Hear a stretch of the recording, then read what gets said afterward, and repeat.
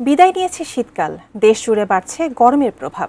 এর মধ্যে চলতি এপ্রিল মাস নিয়ে দুঃসংবাদ জানালো আবহাওয়া অধিদপ্তর। কিন্তু কি হতে চলছে পুরো এপ্রিল জুড়ে, বিস্তারিত আরিফ হাসানের প্রতিবেদনে। বাংলাদেশের জলবায়ুতে এপ্রিল মাস চরম বৈচিত্র্যপূর্ণ একটি মাস। তবে এপ্রিলের আগমন ঘটতে না ঘটতেই এই মাস নিয়ে দুঃসংবাদ জানিয়েছে আবহাওয়া অধিদপ্তর। আবহাওয়া অফিস এই মাসের দীর্ঘমেয়াদী পূর্বাভাস প্রকাশ করেছে, যেখানে জানানো হয়েছে চলতি মাসে একের পর এক প্রাকৃতিক দুর্যোগে বিপর্যস্ত হতে পারে দেশ।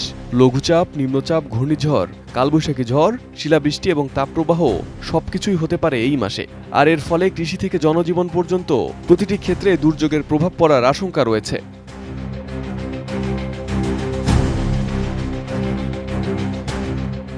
আবহাওয়া অধিদপ্তরের পূর্বাভাস অনুযায়ী এপ্রিল মাসে বঙ্গোপসাগরে এক বা দুটি লঘুচাপ সৃষ্টি হতে পারে, যার মধ্যে একটি নিম্নচাপ বা ঘূর্ণিঝড়ে রূপ নিতে পারে।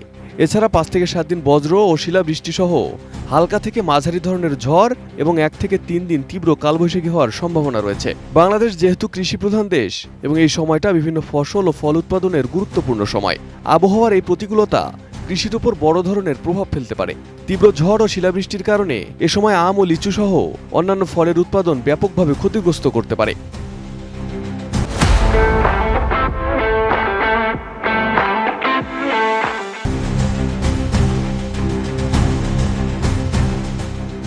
সেই সাথে এপ্রিল মাসে জমিতে বোরো ধান প্রায় পাকার পর্যায়ে থাকে। কালবৈশাখী ঝড় ধান গাছ নুয়ে ফেলতে পারে, ফলে ফসলের উৎপাদন কমবে এবং শিলাবৃষ্টি হলে ধানের শীষ নষ্ট হয়ে যেতে পারে, যা খাদ্য নিরাপত্তার জন্য বড় হুমকি।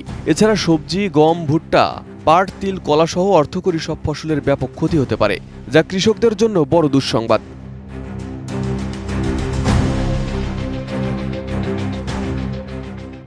এছাড়াও এ মাসে স্বাভাবিক অপেক্ষা কম বৃষ্টিপাত হতে পারে বলে জানিয়েছে আবহাওয়া অফিস। তবে তাপপ্রবাহের দাপট থাকবে চরম। পূর্বাভাসে বলা হয়েছে 36 থেকে 37.9 ডিগ্রি সেলসিয়াস তাপমাত্রার 2 থেকে 4টি মৃদু, 38 থেকে 39.9 ডিগ্রি সেলসিয়াস তাপমাত্রার মাঝারি এবং 40 থেকে 41.9 ডিগ্রি সেলসিয়াস তাপমাত্রার 1 থেকে 2টি তীব্র তাপপ্রবাহ বয়ে যেতে পারে। সেই সাথে দিন ও রাতের তাপমাত্রা স্বাভাবিক অপেক্ষা বেশি থাকবে, যা জনজীবনে চরম ভোগান্তি বয়ে আনবে।